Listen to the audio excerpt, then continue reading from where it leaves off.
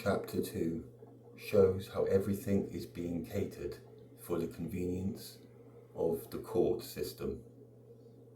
No power to K. Moving away from guilty until proven innocent. It's always useful to remember the courts were and are a corporation, and the motivation is never going to be about individual circumstances and a fair appraisal of accusation and crime. The kangaroo court setup has been used in all sorts of scenarios by corrupt regimes to put people out of the way or exert pressure. And the fact that the populace may realise the trials are rigged, all the better, as then everyone is especially careful to stay in line. Geographically, Germany has the Allies, France and Britain, neighbouring her one side, and post-Bolshevik revolution Russia on the other, with China ready to follow suit. She is caught in the middle. By the early 1920s, the KAPD, German Communist Party, had 400,000 members, second only to the Bolsheviks.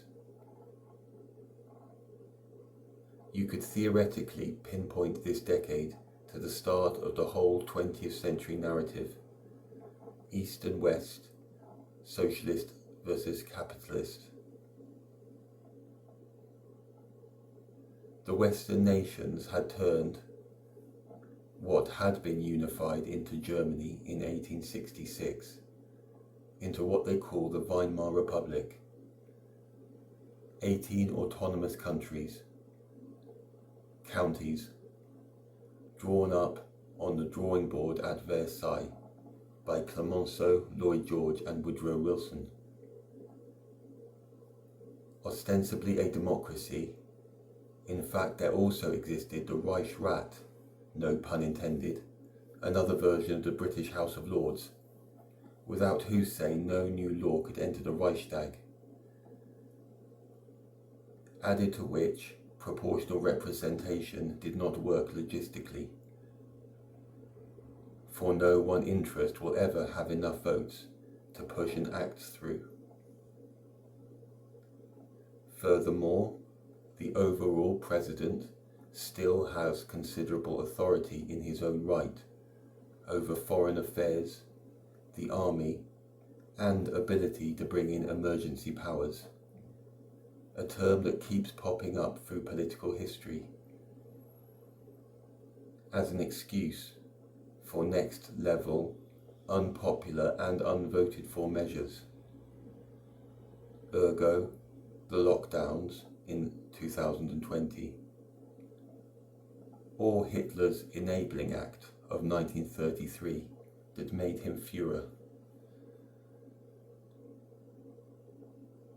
Perhaps what really happened in the latter was a simple handing over of the reins, for the time being, from von Hindenburg, Freemason, member of Hanover Lodge and son of Prussian noble Ludwig von Beckendorf und von Hindenburg, to the Nazi Party.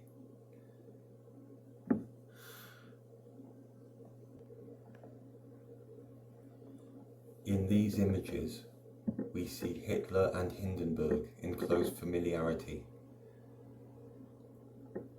Note always the same militaristic Roman Empire / Phoenician themes.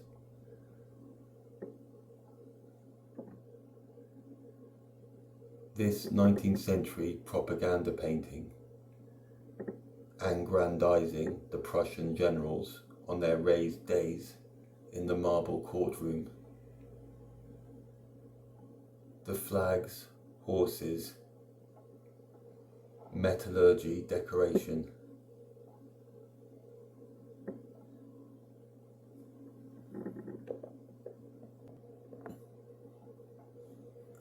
Here, an early SA rally from the 1920s.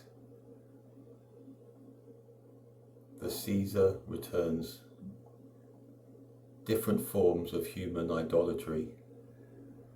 Even Lenin and Stalin were looked up to as semi-godlike. The psyop was inescapable and all-pervading. The public forced to participate in the theatre and become players in it.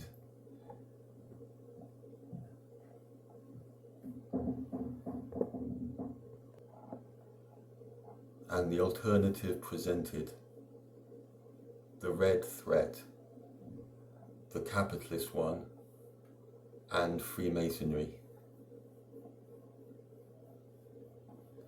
At the bottom here is a portrayal of a possible scene from the Bolshevik Revolution, the storming of the Winter Palace.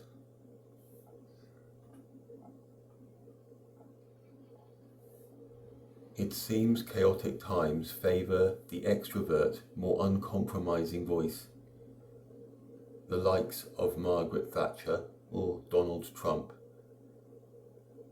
those that regain order only to then keep going unimpeded.